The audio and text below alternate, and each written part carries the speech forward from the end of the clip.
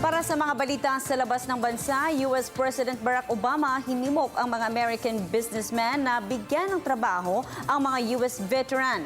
At Muslim community naman sa Myanmar nangangamba dahil sa pagkatalo ng mga Muslim candidates sa naganap na parliamentary election sa kanilang bansa. Yan ang mga balitang hatid ni Pauline Requesto. Ginugunita ng buong Estados Unidos ang kabayanihan ng kanilang mga sundalong naglingkod para sa kanilang bansa.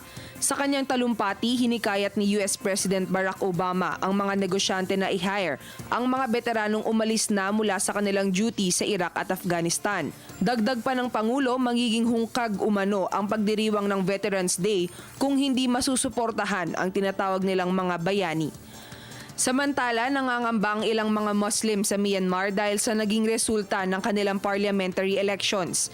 Ito'y dahil walang Muslim na magiging kasapi ng susunod na parlamento ng nasabing bansa.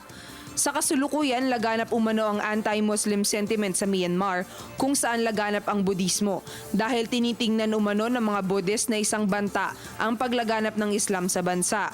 Pahayag naman ni Win Myamya, Vice Chairperson for Central Myanmar ng National League for Democracy, na walang dapat ipangamba ang mga Muslim dahil marami umanong kayang gawin ang kanilang partido para sa mga tao.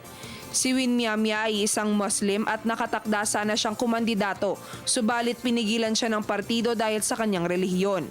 Ang NLD ang nagwagi sa katatapos lamang na parliamentary elections at suportado rin umano ang partido ng karamihan ng mga Muslim sa bansa. Para sa Telebisyon ng Bayan, Pauline Requesto.